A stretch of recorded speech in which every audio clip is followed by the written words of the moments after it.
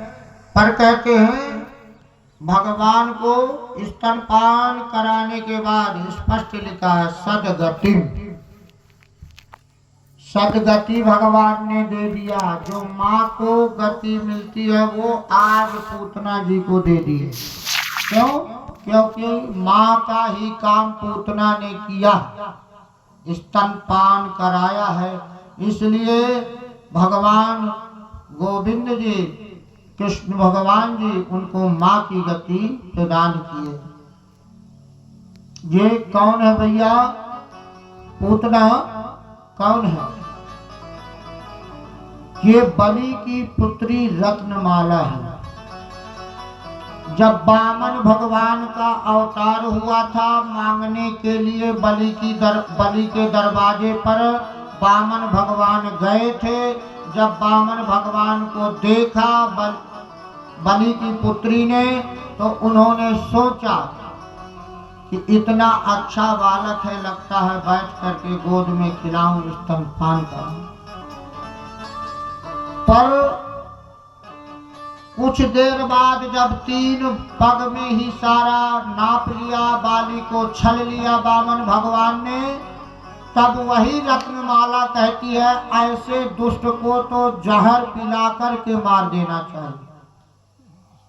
तो भगवान कहते हैं मैं दोनों इच्छाओं को तुम्हारी पूरी करूंगा। आज भगवान ने पूतना, जो बलि की बेटी रत्नमाला है, उसकी दोनों इच्छाओं को पूरी किया। और कहते हैं इस प्रसंग को जो सुनता है तो क्या होता है? या एतद् पूतना मोक्षम कृष्णस्यार्भकमद्भुतम्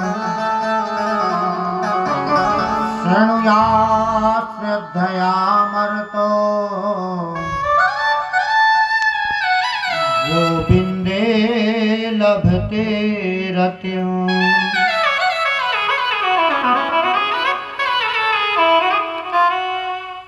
क्या एतत् पूतना मोक्षम, जो पूतना मोक्ष की कथा श्रवण करता है भैया, तो गोविंदे लभते रतिम, भगवान कृपा करके अपने चरणों की भक्ति प्रदान करते हैं। बोलिए भक्तवत्सल भगवान की जय।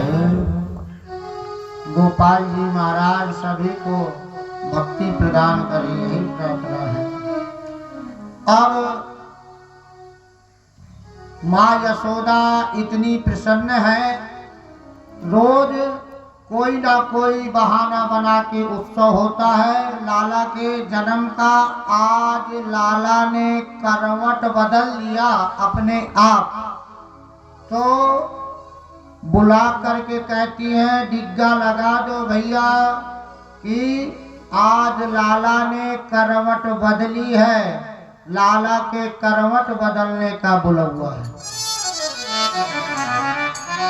पूरे गांव में कह रहे, पूरे नंद भवन में हो रहा कि बताओ आज ये पहला बुलवा है करवट बदलने वाला। चलो भैया यशोदा मैया की बुलवा तो करके आते ही है। सभी आ गई गोपियां आकर के कहती हैं आज लाला के बधाई होगी, बधाई गाई जाएगी। पर क्या होगा? बधाई गाने के लिए कहते हैं, यशोदा मैया कहती है बधाई तो गाओगी, पर ये लाला सो रहा है मेरा, अगर लाला जगा तो फिर क्या होगा? फिर ये रंग में भंग कर देगा, तो इसको क्या करे? इसको सकट कहते हैं गाड़ी बैल को, गाड़ी बैल के नीचे रखाते हैं और आंगन में धूमधाम से बधाई गाते हैं। तो सभी लोग प्रेम पूर्वक बधाई गाती हैं और हम आप भी एक बधाई के द्वारा हम आप भी आनंद लेंगे। कैसे गा रही हैं? अरे यशोदा माई ओ यशोदा जायो ललना में वेदन में सुन आई, यशोदा जायो ललना में वेदन में सुन आई। अरे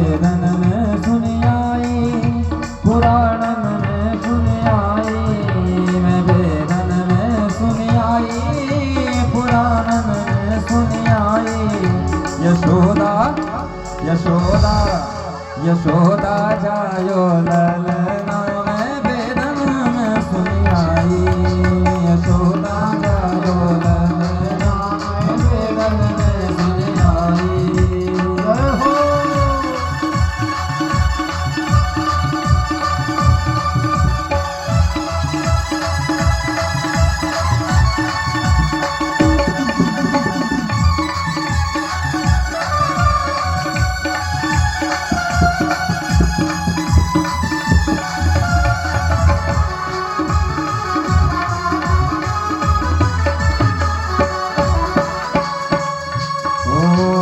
कौन लुटावे अनधन सोना कौन लुटावे अनधन सोना कौन लुटावे अनधन सोना कौन लुटावे अनधन सोना हो कौन लुटावे अनधन सोना अनधन सोना हो अनधन सोना अनधन सोना हो अनधन सोना कौन लुटावे हो अनधन सोना कौन लुटावे अनधन सोना कौन लुटावे रुपैया हो कौन लुटावे रुपैया यशोदा यशोदा यशोदा जायो ललना में वेदन में सुन आई यशोदा जायो ललना में वेदन में सुन आई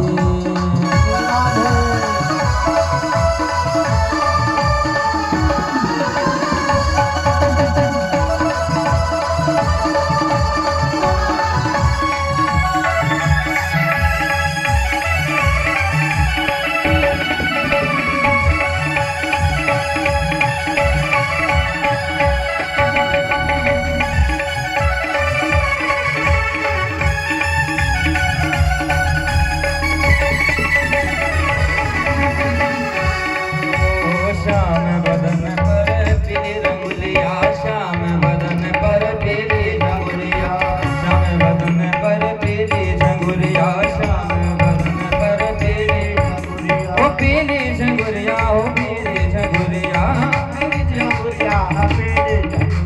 ओ श्याम बदन पे पीली झंगुरिया श्याम बदन पे पीली झंगुरिया बाबा के भोले ढलनानिक होले लौटा दीजो यशोदा जायो ललनानिक होले लौटा वेदन में सुनी आई पुराणन में सुनी आई वेदन में सुनी आई पुराणन में सुनी आई यशोदा नंद बाबा यशोदा जायो ललना में वेदन में सुन आई यशोदा जायो ललना में वेदन में सुन आई बोलिए बाल कृष्ण लाल की जय हो जय जय श्री राधे श्याम। जब बधाई हुई भैया भगवान ने सोचा ले हमारे ही करवट बदलने की बधाई और हम ही को घर से बाहर भगवान ने देखा कि सकट के नीचे लटके हुए हैं जोड़े कहते हम भी अपना खेल दिखाएं कुछ तो उधर से अब जब से पता हो गया तो कंस एक ना एक असुर भी भेजता रहता है। सक्टासुर नाम का जो राक्षस था ये बिना देख लोमस ऋषि के ये हिरण्याक्ष का बेटा था उत्कच तो ये अति बलवान था। एक दिन लोमस ऋषि के आश्रम में गया और अपनी भुजाओं से सभी पेड़ पौधों को नष्ट किया। बल अभिमान के कारण तो लोमस ऋषि जी श्राप दे दिए कि जाओ तुम देह रहित हो जाओ, जिसका अभिमान कर रहे हो ये देह ही नहीं रहेगी। जब ऐसा कहा लोमस ऋषि जी श्राप दे दिए उसी समय इसका धीरे धीरे पिघल करके शरीर गिरने लगा। तब ये गिड़गिड़ाने लगा, महाराज ये आप मुझे क्षमा कर दीजिए, मैं नहीं समझता था, बालक हूँ। ये मैं प्रार्थना विनती किया। तब लोमस ऋषि जी को दया आ गई और कहा द्वापर में भगवान श्री कृष्ण जी जन्म लेंगे और आप जाएंगे तो आप तो राक्षस होंगे, पर बिना देह के कारण सकट में सवार होगे, भगवान के अंगूठे का स्पर्श होगा और आपको सदगति प्राप्त हो जाएगी। वही सकटासुर महाराज आज आके गाड़ी के ऊपर बैठ गया कि गाड़ी को दबा दूंगा तो भगवान गोविंदाय नमो नमः। अब जब सकटासुर को देखा तो भगवान मुस्कुराने लगे, ले आए भैया, आप भी आए, ठीक है, स्वागत है। अब ये लीला सब जो गोप ग्वाल छोटे छोटे खेल रहे थे उनको यशोदा मैया देख करके गई थी और कह करके गई थी कि इसको देखे रहना, लाला को हम बधाई अंदर गा रही हैं। तो वो जो छोटे छोटे बालक थे वो सब देख रहे थे ये क्या कर रहे हैं, क्या क्या लीला हो रही। भगवान ने जैसे सकटासुर को देखा तो अपना दाहिने पैर का इतना तेज प्रहार किया कि वो सकट भंजन हो गया, सब ऊपर उड़ के धड़ाम से गिरा। और जो उसमें सकटासुर नाम का राक्षस बैठा था भैया, वो भी गोविंदाय नमो नमः, उसका भी आज भगवान ने उद्धार कर दिया। अब जब वो सकट भंजन हुआ, उसके ऊपर गाड़ी बैल में बर्तन इत्यादि सब जो रखे थे ऊपर जाके गिरे तो आवाज हुई तेजी से, बधाई बंद हुई। दौड़े दौड़े आए कि क्या हुआ, देखा कि लाला तो उसी तरह मुस्कुरा रहे हैं लेटे हुए, पर वो गाड़ी न जैसे थी वहां से जाके कितनी दूर पलटी टूटी हुई पड़ी है। ये देख करके यशोदा मैया बालकों से पूछती है ये क्या हुआ। तब बालक कहते हैं हुआ कुछ नहीं, तुम्हारे लाला ने ही सब किया। तो यशोदा माँ कहती हैं ये लाला कैसे कर सकता है। तो कहते हैं हम देखते रहे, पहले तो ये जग करके रोया, जब आप लोग नहीं सुनी, कीर्तन कर रही थी, इसने सोचा क्या करे तो इसने अपने लात को मारा, तो ये गाड़ी गई वहां गिरी। अरे कहते हैं इतना छोटा सा लाला इतने बड़े सकट को कैसे पलटा सकता है, इनकी मति मारी गई।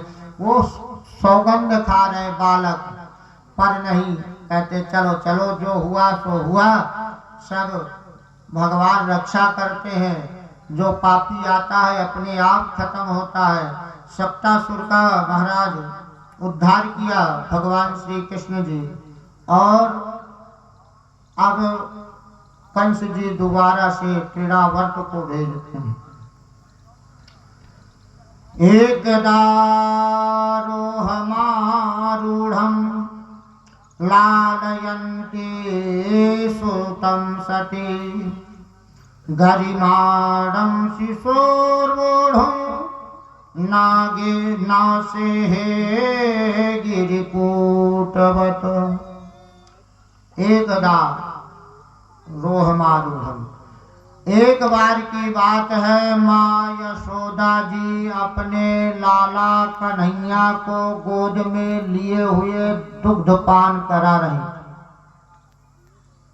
उसी समय क्या हुआ, कंस जी अपने एक राक्षस तृणावर्त है, बवंडर रूप में, गोलाकार में, आप हम भी गर्मियों में देखते हैं कि वो गोलाकार अपने इधर कुछ करके बवंडर बड़ारा, तो वही बवंडर रूप में महाराज आए तृणावर्त जी। अब भगवान ने सोचा कि माँ मुझको दुग्ध पान करा रही है और वो आ रहा है तो अपना खेल दिखाएगा। अगर वो मेरे चक्कर में माँ को भी घुमाया तो माँ तो परेशान हो जाएंगी। इसलिए भगवान ने क्या किया, गरिमाणम अपना शरीर बढ़ा दिया, वजन बढ़ा दिया, वजन बढ़ाने लगी। अब यशोदा मैया सोच रही है क्या हो रहा है, गोद फटी जा रही है, इतना वजन कैसे बढ़ रहा है। तो कहती हैं चलो मैं बहुत तो देर से दुग्ध पान करा रही हूँ तो इसीलिए लगता है ज़्यादा पी लिए, पान कर लिया, तो मैं इसको नीचे थोड़ी बैठा देता हूँ तो खेल कूद के बराबर कर लेगा। यशोदा मैया ने नीचे बैठाया। भगवान यही सोच रहे थे। यशोदा रानी अपना कार्य करने लगी। गोविंद मेरो है, गोपाल मेरो है, गोविंद मेरो है, गोपाल मेरो है, गोविंद मेरो है, गोपाल मेरो है, गोविंद मेरो है, गोपाल मेरो है, गोपाल मेरो है। घरे भाग के शिवा के बिहारी नंदलाल मेरो है, शिवा के बिहारी नंदलाल मेरो है, गोविंद मेरो है, गोपाल मेरो है, गोविंद मेरो है, गोपाल मेरो है, शिवा के बिहारी जय हो। श्री राधे ताली से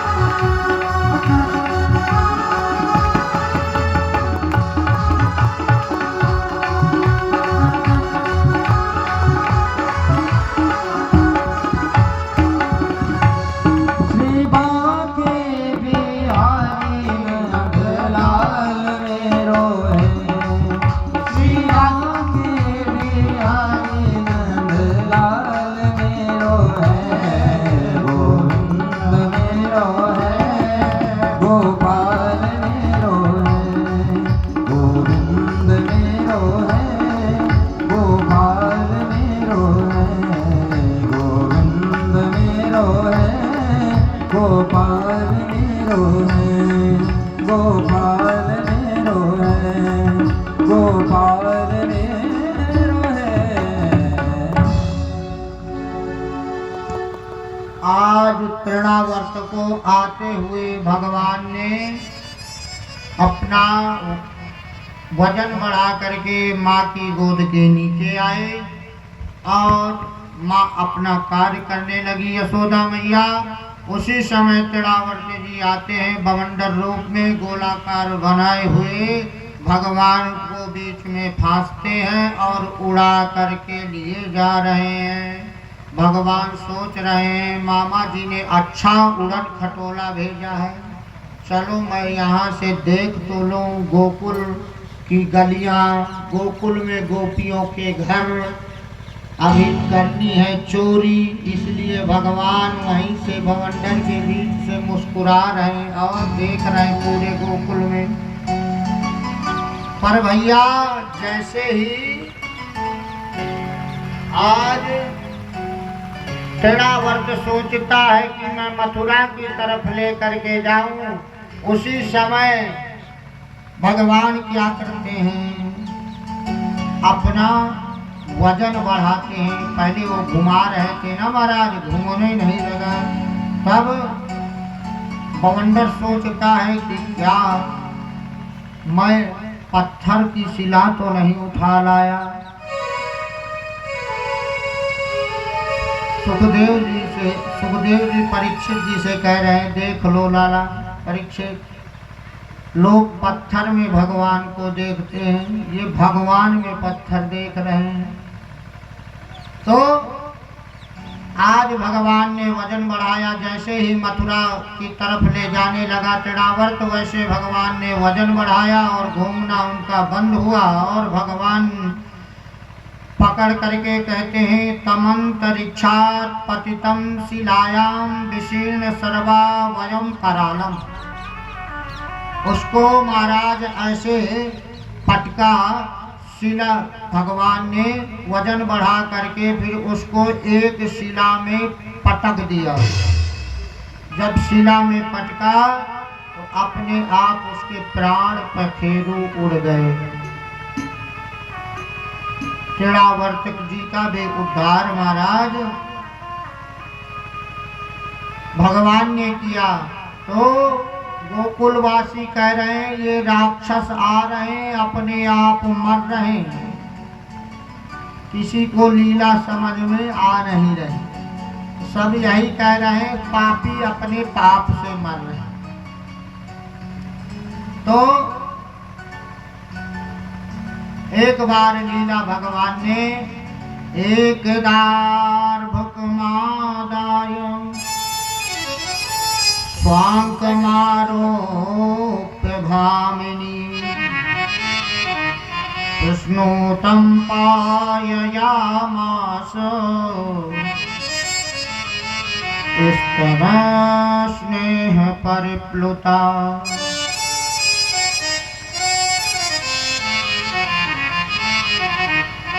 एक बार की बात है, माँ यशोदा जी अपने गोद में लिए हुए लाला को दुग्ध पान करा रही थी। माता ने उनके मुख की तरफ देखा कि मैं बहुत देर से स्तनपान करा रही हूँ, तो कहीं इसको अपच न हो जाए लाला को। तो भगवान की बार बार मुख तरफ देख रही हैं। तो जब देख रही हैं तो लाला ने सोचा कि मैया का भ्रम दूर कर देना चाहिए। भगवान स्तनपान करते करते छोड़ करके जम्हाई लिया। जैसे जम्हाई लिया तो माता जी को सभी ब्रह्मांड लोक पूरा दर्शन हो रहा है। गोवर्धन पर्वत, यशोदा रानी, नंद बाबा, पूरे सब पूरा भूमंडल दिखाई दे रहा है। भगवान माँ यशोदा को कहना चाहते हैं कि माँ आप चिंता मत करो।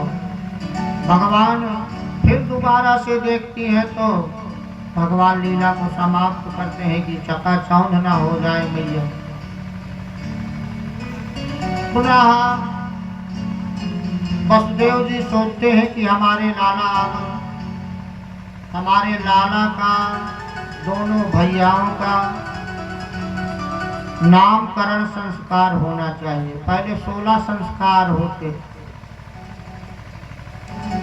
अब क्या, अब 2-3 संस्कार बचे। जो मुख्य है वही 2-3 हम आप मनाते हैं, और तो क्या सब धीरे धीरे लुप्त होते जा रहे। चूड़ामणि संस्कार, नामकरण संस्कार, पुंसवन संस्कार, ये सब धीरे धीरे छूटते जा रहे हैं। आज महाराज आजकल क्या करते हैं, पंडित जी का कोई काम है नहीं। पेट में बच्चा आया, उन्होंने पहले से सोचना चालू कर दिया, ये नाम होगा, वो टीवी से खोज रहे हैं, वो अपना उससे मोबाइल से खोज रहे हैं। एक परिवार में हो रहा था झगड़ा। वो महाराज दोनों पति पत्नी रात में लड़ गए। वो कह रही है कि मैं चिंटू नाम रखूंगी। महाराज स्वामी जी कह रहे हैं मैं पिंटू नाम रखूंगा। इतनी बात बढ़ती गई कि बढ़ते बढ़ते ये हो गया कि तुम्हारी नहीं चलेगी हमारी चलेगी। वो कहते हैं तुम्हारी नहीं हमारी, पूरा मोहल्ला आ गया। कि रात में क्या हो गया भैया? सब कहते हैं, पूछा क्यों भैया ये शोर ये झगड़ा क्यों हो रहा है? तो कहती है मेरी बात मानी जाएगी। वो कह रहे हैं मेरी बात मानी जाएगी। तो कहते हैं भैया बताओ तो कौन सी बात है। तो कहते बात कुछ नहीं, मैं कह रहा हूँ चिंटू नाम रखा जाएगा। ये कह रहे हैं पिंटू नाम रखा जाएगा। तो अरे कह रहे हैं कहाँ है बालक, वो तो बताइए फिर निर्णय करते हैं। तो कहते हैं अभी बालक तो गर्भ में है। अरे भैया कहते हैं अभी वो आया नहीं, झगड़ा अभी से चालू किए हो। अरे पहले होने दो, फिर ब्राह्मणों से नाम संस्कारकरण कराओ, भगवान से संबंधित नाम रखो। जिससे आपने कल अजामिल की कथा सुना, भगवान के नाम से संबंधित बालक का नाम रखने पर अगर अंतिम समय आ जाता है तो भी कल्याण हो जाता है। अंते मति सागति। तो इसलिए कहते हैं महाराज वसुदेव जी ने गर्गाचार्य जी को कहा। गर्गाचार्य जी वसुदेव जी के उपरोहित हैं, नंद बाबा के नहीं है। तो कह रहे हैं वसुदेव जी कि आपको चुपचाप जाना है, नाम संस्कार करण दोनों का बालकों का करना है। और ये बात नहीं कहना नंद बाबा न यशोदा न मथुरा में कहीं खबर लगने पाए, क्योंकि इधर कंस का डर है कि अगर हो गया कि वसुदेव के बेटे हैं तो वो मरवा देगा। तो आप चुपचाप जाना और चुपचाप जा करके उनका नामकरण संस्कार करना। गर्गः पुरोहितो राजन यदूनां सुमहातपा ब्रजम जगाम नंदस्य वसुदेव प्रचोदितः। गर्गः उपरोहितो राजन, गर्गाचार्य जी महाराज के पास वसुदेव जी प्रार्थना करते हैं आप जाकर के नाम संस्करण कीजिए। अब महाराज गर्गाचार्य जी कैसे हैं? यदूनाम महाचार्य ख्यातश्च भुवि सर्वतः सुतं मया संस्कृतं ते मन्यते देवकी सुतं। यदु नाम महाचार्य, यदुवंशियों के आचार्य हैं गर्गाचार्य जी, सारे जगत में प्रसिद्ध हैं। आज वही गर्गाचार्य जी महाराज नामकरण करने के लिए जाते हैं। जैसे गर्गाचार्य जी नंद भवन के तरफ पहुंचे, नंद भवन में नंद बाबा देखते ही गए और कहा अरे महाराज आप तो ठीक पधारे, क्यों? अरे हमें हमारे लाला के बारे में कुछ बताइए, यहाँ उत्पात बहुत मत हो रहा है, पूतना आ गई, सप्तासुर आ गया, दृढ़ावर्त आ गया, महाराज कोई उपाय बताओ। तो गर्गाचार्य जी कहते हैं हम कैसे बताएं, कोई नाम रखा है इनका तो नाम से हम राशि देख के बता दें। नाम क्या है इनके बताओ तो हम बताएं कि क्या राशि का फल है। नंद बाबा यशोदा मैया कहती है ले हम तो नामकरण करने के लिए भूल गए थे, महाराज आप अच्छे आए, हमारे इन दोनों बालकों का नामकरण कीजिए। कहते हैं बार बार प्रार्थना किया, वसुदेव जी ने पहले समझा दिया था गर्गाचार्य जी को। तो गर्गाचार्य जी कहते हैं मैं नामकरण संस्कार तो कर दूंगा, पर मैं हूँ यदुवंशियों का पुरोहित। ये बात धूमधाम से नहीं मनाया जाएगा नामकरण संस्कार, ये चुपचाप नामकरण संस्कार गौशाला में बालक ले आना, मैं जाकर के गौशाला में बैठता हूँ, आप लेके आना, मैं उनके नाम रख दूंगा। किसी को निमंत्रण नहीं देना है, चुपचाप नामकरण संस्कार करना है। तब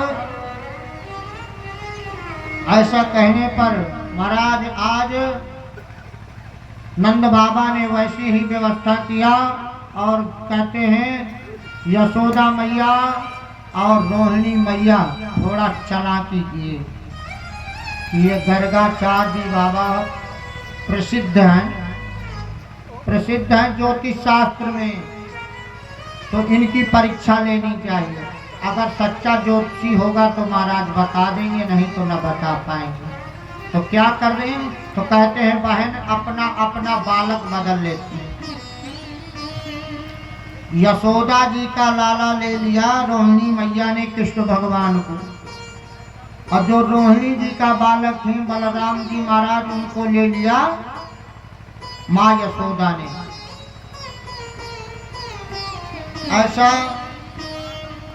करके बदल करके जाती है बाबा के गर्गाचार्य जी के पास परीक्षा लेने के लिए। गर्गाचार्य जी जैसे ही देखते हैं भगवान को मुस्कुराते हैं, सारी माया समझ जाते हैं, कहते हैं अच्छा यहाँ पर भी चतुराई है। अयम ही रोहिणी पुत्रो रामायण सुहृदो गुणैः आख्यास्ते रामैति बलाधिक्यात् बलं विदुः।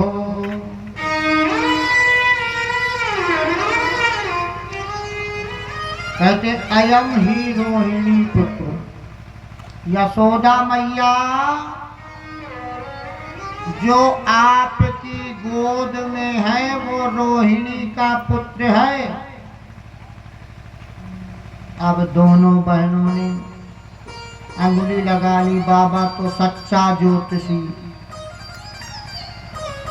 अब सोचने लगी कि देखो महाराज समझ गए, तो तुरंत बात बनाती है यशोदा मैया कि हम दोनों बहनें अंतर नहीं समझते, एक है, ये मेरा है कि ये इनका है, हम एक हैं। बात बनाती है। गर्गाचार्य जी कहते ठीक है कोई बात नहीं, पर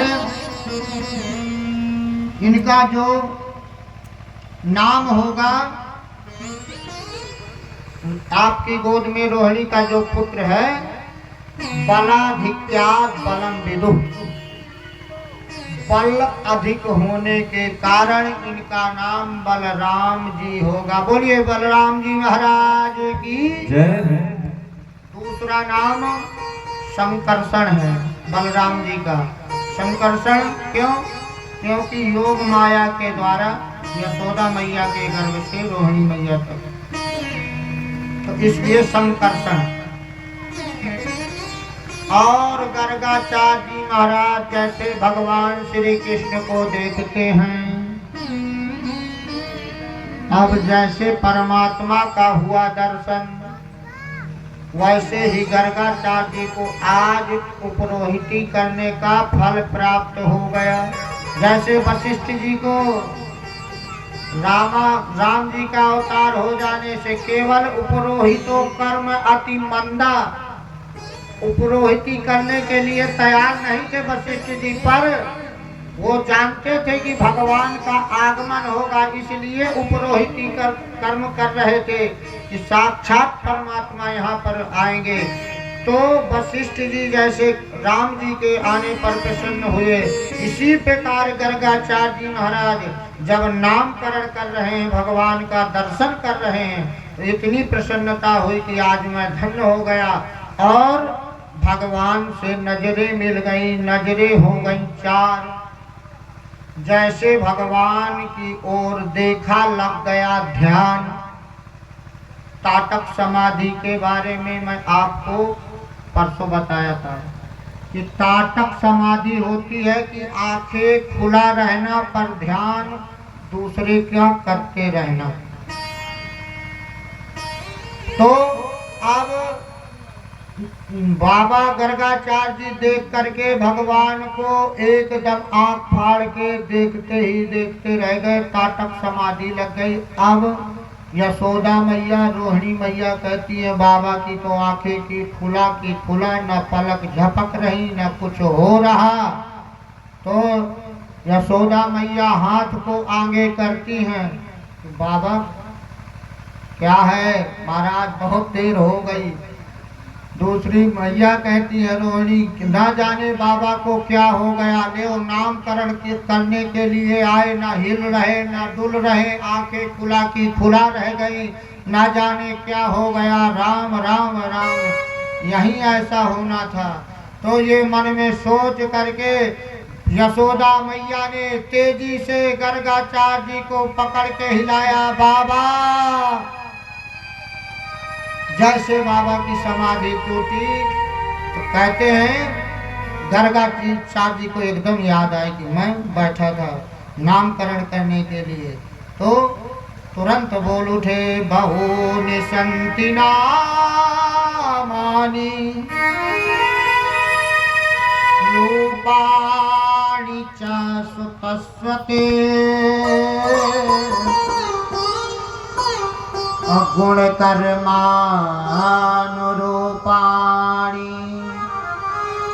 तान्यहं वेदनो जनाः।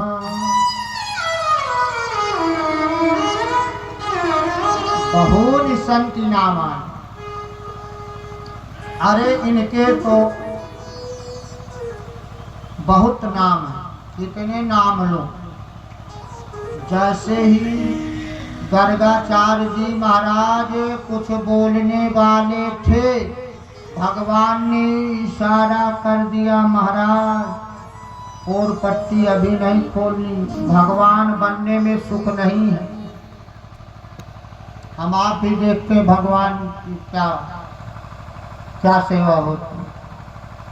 एक छोटा सा बहुत करेंगे तो उनके बैठने के लिए छोटी सी जगह दीवार में, और महाराज बहुत करेंगे तो सुबह शाम धूप बत्ती, बहुत करेंगे 4 चिरौंजी अपना खाएंगे महाराज 4-5 फुलके, उनको 4 चिरौंजी। अब महाराज बैठे रहो। कई घरों में तो महाराज पीतल महाराज पीले से काले पड़ जाते और बैठे हैं महाराज, ये नहीं सोच रहे केवल एक रिश्ता बना ले हम परमात्मा से, हम आप एक रिश्ता की चाहे बालक का बना लो, 2 ही भाव में अधिक पूजा होती है भगवान की तो बाल स्वरूप में की तो माता पिता के स्वरूप में। हम आप लोग कोई रिश्ता तो बना लें, एक रिश्ता भी बना करके अगर सच्चे गृहस्थी में उतार करके, जैसे हम उस रिश्ते के निभाने के लिए, जैसे हम आप सभी लोग एक भाई को, एक पुत्र को या एक माँ बाप के लिए समर्पित रहते हैं, उसी प्रकार अगर इनके लिए भी समर्पित रहे तो देखिए जीवन में कितना आनंद है। कहने के लिए तो हो जाता है, पर नहीं, भगवान की जब तक कृपा नहीं होती तब तक ये भी संभव नहीं।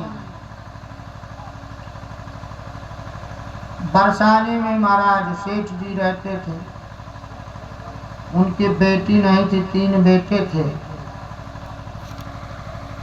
तो वो रोज जाकर के मंदिर में बरसाना में कहते थे कि राधा रानी मेरी बेटी है, बेटी मानते थे। कहे हमारी 3 बहुएं हैं जैसे, चौथी हमारी ये बेटी है। राधा रानी ने भी सोचा कि चलो भक्ति की परीक्षा ले ले।